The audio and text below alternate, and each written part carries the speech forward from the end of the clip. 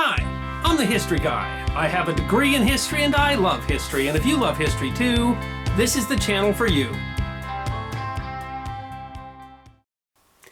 It's certainly not unusual to find angst with your government. It's quite easy to sit around and say, this is how I would run things if I were in charge. But only a few people take the next step, and that is to try to declare themselves the leader of an independent country. One study in 2013 found that there were at least 500 micronations, that is, tiny territories that claim their own sovereignty but have not been recognized by world governments in the world, including one in the U.S. state of Nevada that's created its own currency whose value is tied to the price of cookie dough. Micronations have been around at least since the 19th century, but the concept well predates that. And among those modern micronations, none has been more persistent or had a more interesting history than the Principality of Sealand. Theirs is a story that deserves to be remembered. The early stages of the Second World War found the Germans achieving a string of victories with surprising speed, culminating in the evacuation of British troops at Dunkirk at the end of May 1940, and with France signing an armistice with Germany on the 22nd of June. At the time, Hitler seemed to have been hopeful that Great Britain, with no more allies on the continent, would also seek an armistice. But instead, Prime Minister Winston Churchill rallied the nation, proclaiming in a speech to the House of Commons on June 4th, "We shall fight on the beaches. We shall fight on the landing grounds. We shall fight in the fields and in the streets. We shall fight in the hills. We shall never surrender."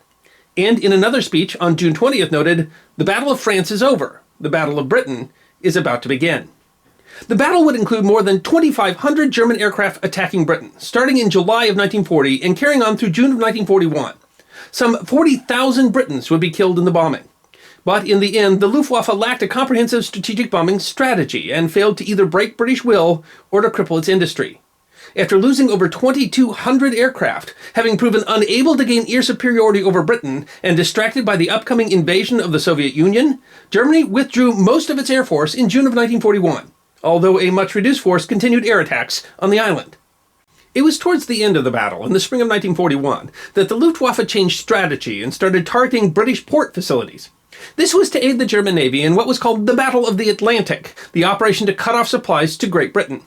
The Germans found more success in these attacks, as ports were easier to find and required less flight time over the island. Tens of thousands of tons of shipping were destroyed.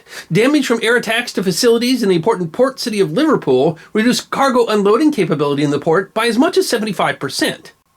Britain faced a particular difficulty defending its ports. As they were on the coast, attacks came with far less warning and shorter time to mount a defense.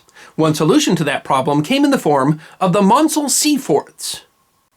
Named after Guy Monsell, the civil engineer who designed them, these were platforms built in the ocean that would be used to provide early warning and defense against Luftwaffe bombing attacks and to deter the Luftwaffe from being able to drop sea mines in important shipping lanes. Originally, 49 such forts were planned, although only 7 were built. The first 4 built used what was called the naval fort design. These were concrete platforms that were built on land, towed out to sea, and then flooded, much like modern-day oil platforms. The 2 pillars contained sleeping and operational quarters and were then connected above the waterline with a steel platform that was the gun deck, housing 4 anti-aircraft cannons and a radar installation. The forts had a normal complement of 120 personnel. The first of the forts was placed on a sandbar about 10 miles from the shore called Rough Sands, and thus was named Fort Roughs. It was placed February 11th of 1942 in roughly 37 feet of water. But by the time the forts were placed, the worst of the Blitz was already over. Fort Roughs continued to be used and occupied by the British government clear until 1956, when all permanent personnel were removed. And there, it might have just rotted away, known as nothing but a navigational hazard, were it not for the advent of rock and roll music and the rise of something called pirate radio.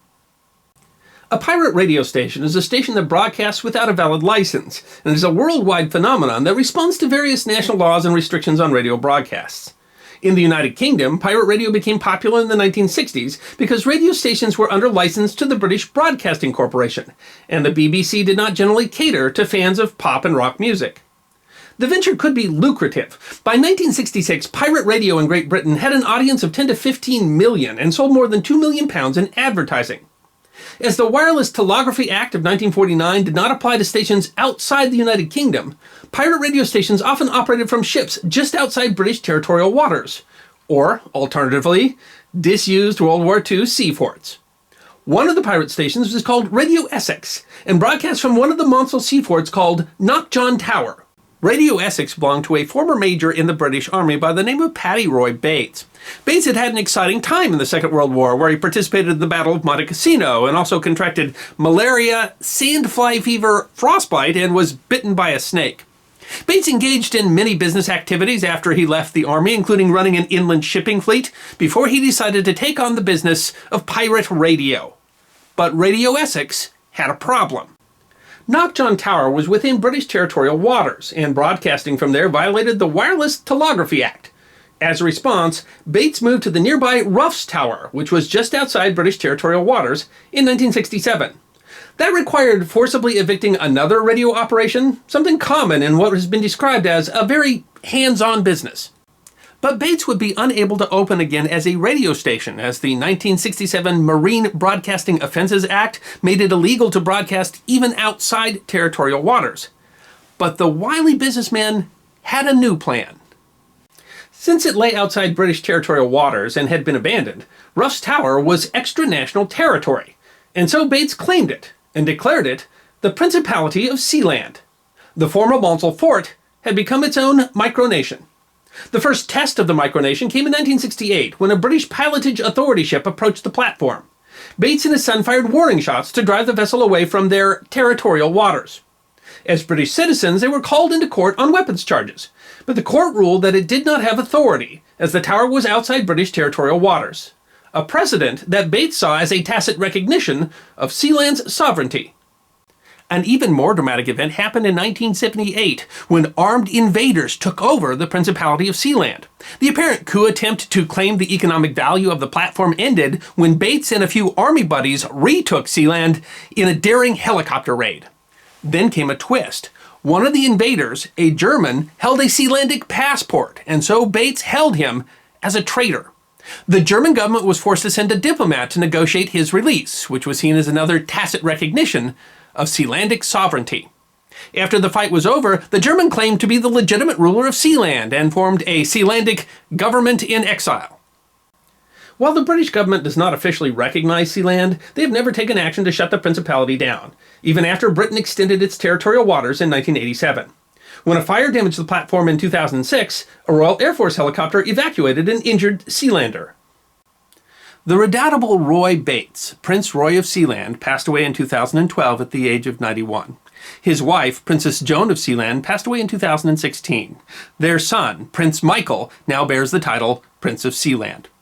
The Principality, whose motto is Imari Libertas, from the sea, freedom, celebrated its 50th anniversary in 2017.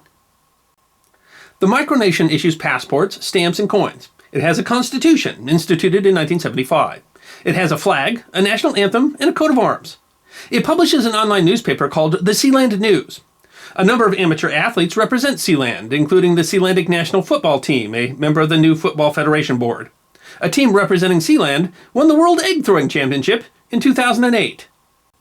On their website, sealandgov.org, you can purchase Sealandic citizenship and a passport, and even purchase noble titles if you ever wanted to be a duke. And if it all seems tongue-in-cheek, realize that the Bates family has committed an enormous amount of personal and financial resources over the last 50 years to maintain their tiny part of the world. A 2015 article in the Emory Law Review arguing for the recognition of Sealand notes that not only should United Nations conventions catch up with the fact that man-made islands are a growing part of the world today, but also that they should recognize what the article describes as the most basic of rights: sovereignty, freedom from enslavement by external powers. I'm the History Guy, and I hope you enjoyed this edition of my series, 5 Minutes of History, short snippets of forgotten history, 5 to 10 minutes long. And if you did enjoy it, please go ahead and click that thumbs up button, which is there on your left. If you have any questions or comments, feel free to write those in the comments section. I'll be happy to respond. And if you'd like 5 minutes more of forgotten history, all you need to do is subscribe.